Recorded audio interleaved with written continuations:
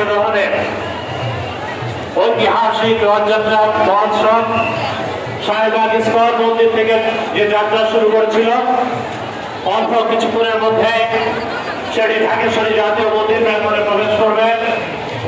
শুধু ভক্তমন্ডলী এবং আমাদের মাতৃমন্ডলী নেতৃবৃন্দ অধীর আগ্রহে অপেক্ষা করছেন শ্রী শ্রী জগন্নাথ দেবের রথকে বরণ করে নেবার জন্য। প্রতি বছর এই পুণ্যতিথিতে শ্রী শ্রী জগন্নাথ দেব এই ধর্মে নেমে আসেন ভক্তদের সান্নিধ্যে, ভক্তদেরকে দর্শন দেওয়ার জন্য। এই কনসেপ্টকে ধারণ করে আজকে লক্ষ লক্ষ ভক্তের সমাগম।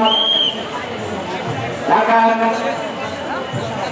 মহানগরীর বিভিন্ন রাজপথে হাজার হাজার ভক্ত অপেক্ষা করছেন জগন্নাথ দেবকে দর্শনের জন্য।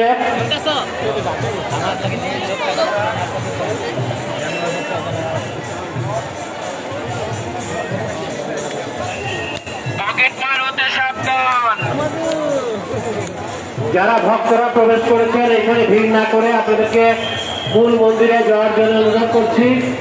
মূল মন্দিরে আপনাদের জন্য ঠান্ডা জল এবং শরবতের ব্যবস্থা আছে। সবাই জগন্নাথ দেবকে দর্শন করতে পারবেন। আমাদের মাতৃমণ্ডলী বরণ করার পরে আমরা রথগুলোকে আপনাদের দর্শনের জন্য সাজিয়ে রাখবো। কেউ অযথা তাড়াহুড়া করবেন না, অত্যন্ত সুশৃঙ্খল ভাবে শান্তিপূর্ণ ভাবে আমরা রথকে বরণ করবো এবং জগন্নাথ দেবকে দর্শন করবো।